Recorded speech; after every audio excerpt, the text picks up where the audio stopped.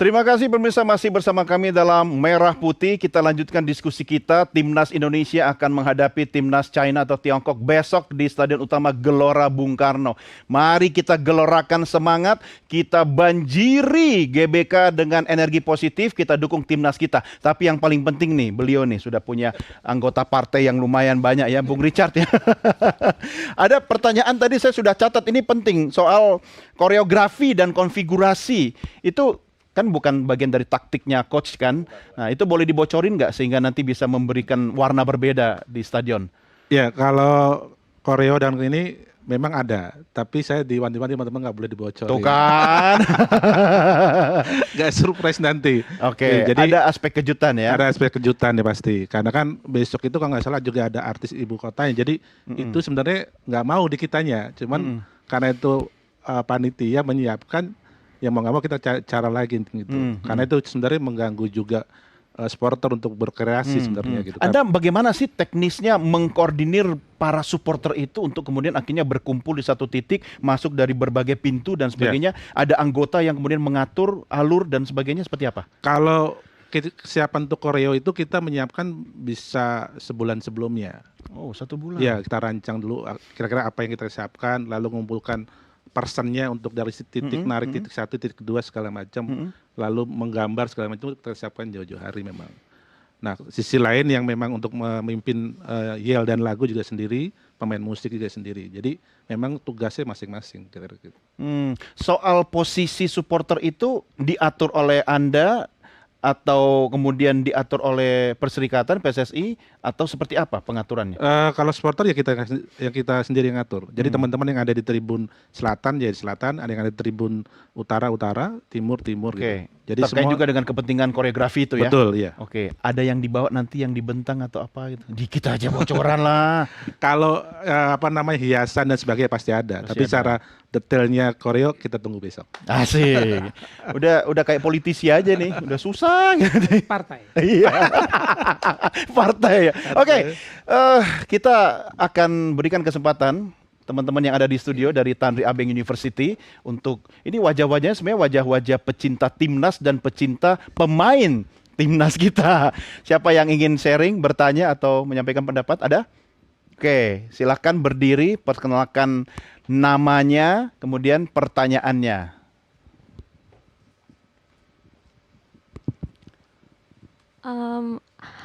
Perkenalkan, nama saya Cynthia Alzena. Saya mahasiswi Sinta?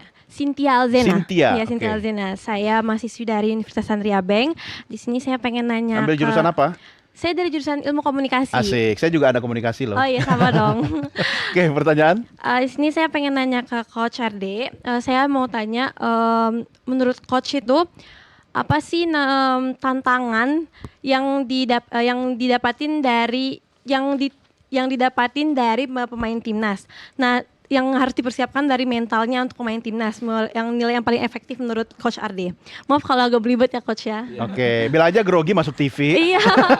Lihat semua orang rame-rame. Oke, saya tampung dulu ya. Iya. Terima kasih. Ada Oke, lagi terima pertanyaan? kasih. Boleh digeser ke temennya. Nah, Cynthia boleh diberikan mikrofonnya ke temennya nih. Silakan berdiri, perkenalkan namanya, kemudian pertanyaannya. Perkenalkan, nama saya Muhammad Al-Ghafat. Saya sebagai mahasiswa Tantri Abeng University juga. Di sini saya ingin bertanya, sebagai pengamat nih, bagaimana Anda melihat peluang realistis timnas Indonesia pada laga ini? Dan apa pesan Anda kepada para generasi muda dalam mereka ingin sebagai pemain sepak bola yang profesional gitu? Oke, Itu pertanyaannya. ya. Oke, thank you. Masing-masing sudah dapat jatah pertanyaan. Oke, Coach RD dulu, silakan. Tadi pertanyaan pertama. Baik, Cynthia, jadi tantangan apa yang mungkin akan didapat oleh para pemain menghadapi kesebelasan China nanti dan harus seperti apa? Kita tahu bahwa tadi sudah kita menyinggung banyak tentang soal mental, itu menjadi satu hal yang sangat penting. Dan di sini kita tahu besok akan bermain di kandang sendiri. Dan kemudian kita tahu semua penonton yang hadir maupun supporter yang tidak hadir dan masyarakat Indonesia semuanya punya tujuan yang sama, berharap tim kita sukses. Nah, ini yang akan menjadi sebuah tantangan buat para pemain di lapangan. Apakah ini bisa membantu mereka atau justru ini akan membebani mereka? Jadi kalau bicara tantangan itu harus benar-benar setiap pemain harus mampu betul tahu cara menyeimbangkan antara intelijensial dengan emosi. Itu sangat penting dan ini juga peran pelatih. Kita tahu kemarin di dalam training center di Bali, kita tidak hanya mendapatkan program berlatih di lapangan, tapi juga bagaimana membangun komunikasi bisa lebih intens, membangun chemistry dengan kita bernyanyi bersama, memberikan hal-hal yang berbeda dengan suasana di latihan. Tujuannya adalah salah satunya untuk menyeimbangkan kondisi itu. Karena pemain saat ini jujur kalau kita tidak manage dengan baik, yang ada di pikirannya adalah sebuah tekanan. Bayangkan ya semua masyarakat sekarang menuju kita dan semuanya berharap kita menang. Dan disinilah sekali lagi bahwa menyeimbangkan kondisi ini harus menjadi sebuah hal yang juga harus diperhatikan. Kemudian yang berikutnya adalah peran juga tentu dari setiap pemain yang saya tahu sudah mengerti apa yang harus dilakukan, dan saya ingin mengingatkan kepada setiap pemain tentu juga harus ingat pada hal-hal yang kecil di mana kemarin mereka gagal dalam mengantisipasi beberapa situasi bola-bola set piece dan ini sebuah tantangan yang juga tantangan dalam hal teknis yang harus mereka siapkan ya, kondisi-kondisinya harus disiapkan ya, karena lawan Australia itu kita ingat ya 3+1 itu dimulai dari corner kick lawan dan ini yang menjadi catatan, ini hal yang sepele tapi harus juga diperhatikan hal-hal jangan ini. menyepelekan hal-hal kecil ya. Yes, betul sekali. Oke, baik. Bung Wes silakan pertanyaan audiens tadi. Ya, sebelumnya saya 30 tahun bekerja di bagian komunikasi. Saya sebagai wartawan, saya sebagai konsultan dan membangun strategi. Jadi saya pernah membangun strategi membangun sepak bola Papua. Sekarang saya membangun strategi sepak bola di Maluku Utara. Dan sebagai pengamat ada satu hal yang saya takutkan. Tadi Coach Ede sudah mengatakan soal beban tekanan. Yang saya khawatirkan adalah ekspektasi kita yang begitu besar karena melihat perubahan signifikan dari tim nasional kita saat ini. Ada sebuah harapan, dan harapan itu adalah kekuatan manusia paling besar ya.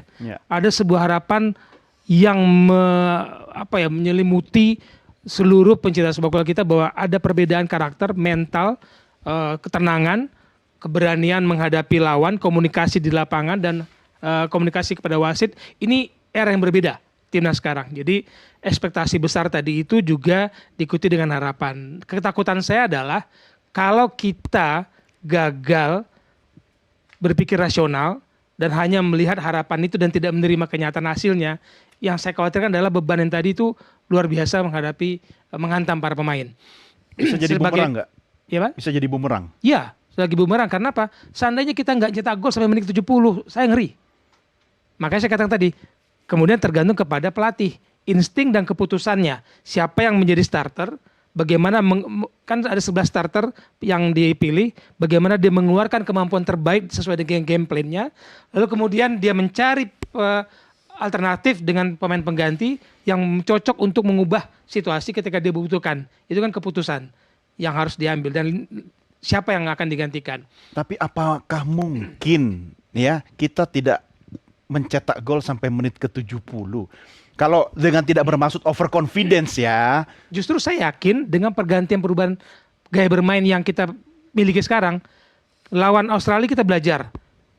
Kita menyerang, tapi ketika bola mati kita selesai. Keteteran. Transisi kita ketika menyerang dan bertahan itu jelek sekali lawan Australia kan. Tapi kita dilihat, waduh 30 menit siapa yang nggak muji timnas main. Tapi kan sepak bola 90 menit. Iya. Nah, lawan Bahrain kemudian terjadi pergantian perubahan gaya bermain. Kita ancungin jempol Patrick Kluivert, pergantian pemainnya luar biasa menentukan. Skornya kita nggak usah lihat lah, tapi 3 poin itu penting sekali kan. Setelah kita menang lawan Arab Saudi 2-0, terjadi turbulensi di tim nasional kita, pergantian pelatih, dihantam oleh Australia dan harapan itu hidup lagi. Dan saya sebagai orang komunikasi melihat itu, teman-teman. Bagaimana kita meng-create ini, strategi ini yang saya sering mengatakan strategi komunikasi federasi harus belajar jauh lebih baik dari sekarang. Nggak bisa seperti ini. Coach, ada komentar soal ini tadi? Ya, Jadi kalau kita bicara mengenai komunikasi, tadi Budi Sudarsono menyinggung juga bahwa di dalam lapangan itu memang ada dua cara komunikasi, verbal dan nonverbal. Nah, nonverbal ini sebetulnya lebih dominan ketika suara penonton ini sangat mempengaruhi satu sama lain tidak melihat. Itulah pentingnya keseharian mereka bersama, mereka sehingga tahu bagaimana dengan cukup melihat kode sedikit, Ya, tangan gestur, dia seperti kode, ini, gestur, ini mereka tahu apa yang diinginkan. Kemudian dengan sedikit gerakan mungkin kaki bergeser ke kanan, Ya, kemudian ya. dia harus melempar bola ke kiri. Jadi ini bagian yang sangat penting. Saya sangat setuju mengenai pentingnya juga komunikasi nonverbal di dalam sebuah tim itu bisa berjalan efektif kalau chemistry itu bisa terbangun dalam keseharian, tidak hanya melulu melewat permainan atau latihan dalam sepak bola. Ya, Jadi itu. saya setuju dengan statementnya Coach RD. Dan mungkin lebih mudah kita membaca kode gestur sesama pemain. Karena tahu nggak Coach yang lebih sulit membaca gestur dari mana? Dari istri. Suka tiba-tiba beda aja. Tolong jangan curhat. Kapan lagi bisa curhat yang bermartabat, ya kan? Hanya di siaran langsung televisi. Oke, Bung Richard, ada penonton yang tidak bisa tertampung, ya kan? Dan harus menyaksikan dari luar Gelora Bung Karno. Itu bagaimana soal manajemen supporter yang di luar?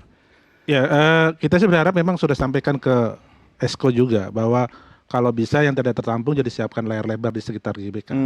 Lalu juga memang ada beberapa titik teman-teman di luar dari itu juga menyiapkan nonton bareng di beberapa titik. Itu untuk antisipasi karena memang pertandingan ini sangat sangat luar biasa.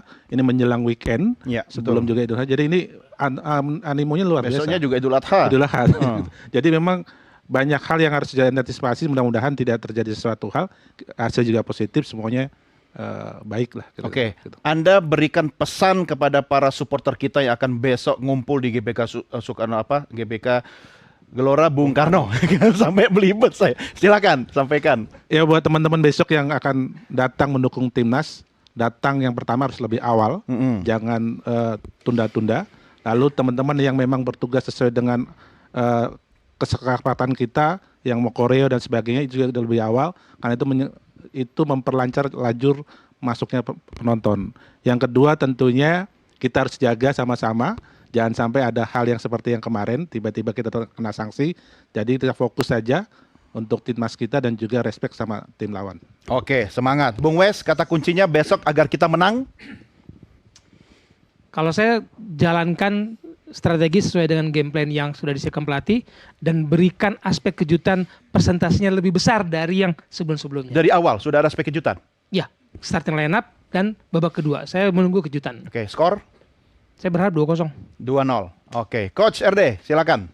Ya, saya ingin menggarisbawahi bahwa pemain betul-betul disiplin di dalam menjalankan tactical game plan yang sudah disiapkan, tapi mereka juga harus mampu untuk mengeluarkan kemampuannya keluar dari tekanan dengan mereka bermain rileks, mereka bermain bebas, karena mengeluarkan kemampuan maksimal dengan tanpa ada sebuah beban ketika mereka ada di lapangan, itu akan sangat membantu mereka. Sebaliknya ketika mereka akan sangat tertekan, takut berbuat sesuatu, akhirnya yang ada mereka penuh dengan keraguan sehingga merugikan tim itu sendiri. Jadi saya berharap enjoy the game, tapi tetap punya tanggung jawab, tetap punya kedisiplinan untuk menjalankan setiap instruksi pelatih. Dan yang terakhir, komunikasi antar pemain untuk mereka teriak, memberikan komentar atau peringatan kepada pemain itu menjadi hal yang penting untuk mengatasi tekanan dalam situasi yang begitu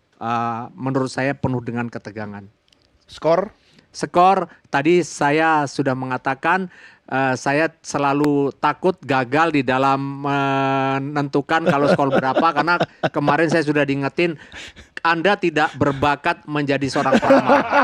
Hanya Udah jadi prosentase pelatih aja lah. hanya presentasi yang boleh katanya. Oke, saya akhirnya ngikut 60-40. 60-40 untuk timnas Indonesia. Oke, baik. Coach RD, terima kasih sudah bersama kami. Bung Wes, terima kasih. Bung Richard, terima kasih. Jangan lupa besok dukungannya ya di GBK. Baik. Dan juga terima kasih buat teman-teman dari Tandri Abeng University. Terima kasih, tepuk tangan buat Anda semua.